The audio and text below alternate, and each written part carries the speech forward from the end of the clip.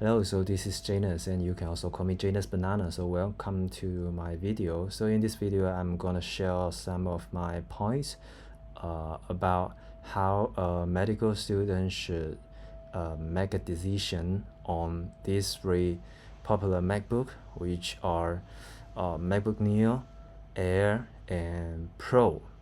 So personally, I'm a MacBook Pro user, and I use MacBook Pro for over 5 years, and I'm a medical student studying ophthalmology in mainland China. So of course, I'm studying postgraduate student.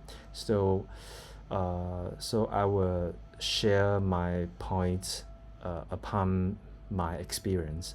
So the first one is MacBook Neo.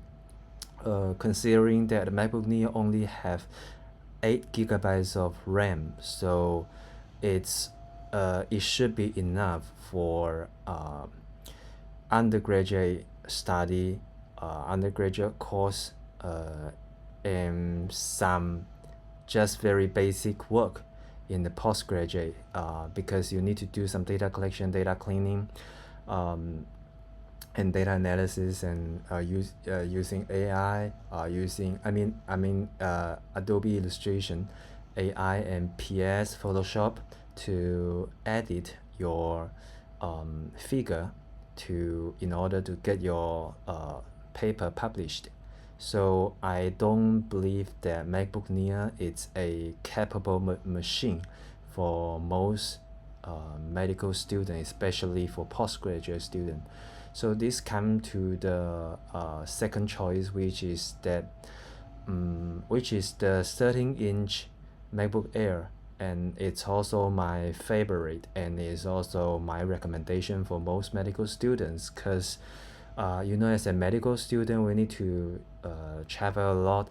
We need to pack the computer into our backpack and then travel between hospital, hall, studying hall, and go to the lecture, go to the hospital, and go to the lab and do some data collection, and sometimes you need to travel with it. So I think 13-inch is a quite sweet spot for a computer, for a portable computer. And 15-inch one is somehow better in the display size, but its battery life does not improve a lot. Basically just the same. It's basically the same as the battery life of 13-inch MacBook Air. And maybe, I say maybe, some YouTubers say that 15-inch MacBook Air had better speaker, but I guess this is not essential to a medical student. So I think for MacBook Air, the basic M5 MacBook Air 13-inch is quite enough. And here let's comes to its memory, or the RAM.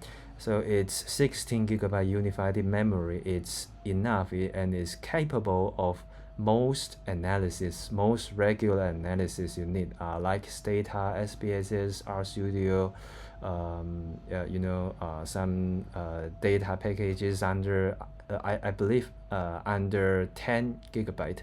It's all okay. So you can just handle it with ease.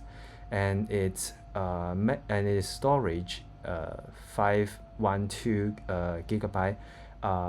You may run out of it soon, but because the very fast USB-C port of MacBook, so you can attach a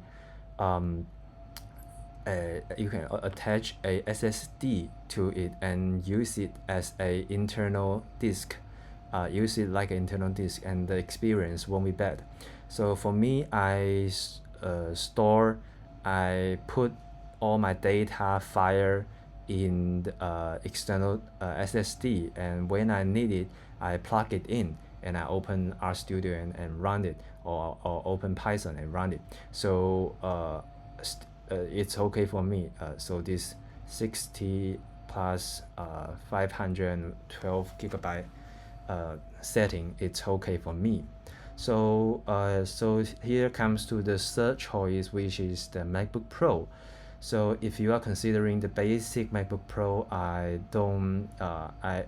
really do not suggest buying it, because the basic M5 MacBook Pro just have better display, which had HDR and promotion, and better speaker, and black in color, and it has fans, which means that it is supposed to have better sustained performance.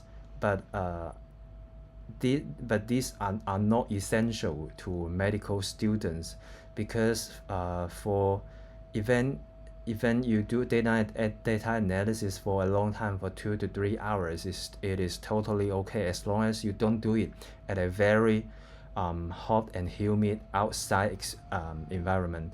If you do it inside, if you do it indoors, then MacBook Air is completely enough. So MacBook Pro basically is just a M5 chip with a fan. So its performance, it's almost the same as the performance on of the M5 on the MacBook Air. So in most cases, so when you are choosing MacBook Pro, when you are considering MacBook Pro, I think you must be demanding a better performance, higher capability. So I strongly suggest you to consider M5 Pro and M5 Max if you are considering a MacBook Pro, because the basic M5 one, it's really not worth buying. So here comes to the M5 chip and the M5 Pro chip and the M5 Max chip. It don't show here, so let's click into the detail. Here there is a tricky point here in the M5 Pro and the M5 Max chip. Let's select it randomly. So if your bottleneck on data analysis, it's about CPU, then you can choose the better version of M5 Pro, because the CPU is totally the same as the CPU on M5 Max. So if your bottleneck is on GPU, it means that you need to run local AI model, you need to do intensive AI training, fine-tune, a lot of memory. So then you need to choose M5 Max. And remember that the basic 36GB RAM M5 Max does not have the same memory bandwidth as the Max one, the truly Max one, because the truly Max one have the 614 gigabytes per second, but the basic one just have 460 gigabytes per second, which can cause a lot of delay, can cause slow down if you are running heavy projects that depends on reading local files, because file reading, file loading is already a very, very time causing step if the memory bandwidth is not enough. So here comes to the end of this video. Let's do a quick summary. So for medical student, if you really wanna have a try, I will strongly recommend you to buy MacBook Air 13-inch. It's the most capable and suitable one for most medical students. And for those who demand very high performance, very high power, you should consider M5 Pro and M5 Max rather than a basic M5 Pro. The basic one is really not worth buying for its advantages over MacBook Air. They are not essential, they are not necessary to medical students. So as for the MacBook Neo, if this is the only computer and it is your major computer you use, then I bet you better not buy MacBook Neo, But if you already have a high performance computer, high performance laptop, high performance machine, a setup, a PC computer, then you can choose MacBook Neo, because as an entry level Apple product, it can provide you almost 99% of Apple ecosystem advantages while not costing that much. Although after the price raising, the CP value is not that good, but still it is the cheapest MacBook. So if you want to have a MacBook as a second computer, as a portable computer, then MacBook Neo could be a choice. But really, if you want to work, if you want to do intensive work, if you really want to rely on this MacBook, then I strongly recommend you to choose MacBook Air, at least MacBook Air, and choose MacBook Pro if you really need the power.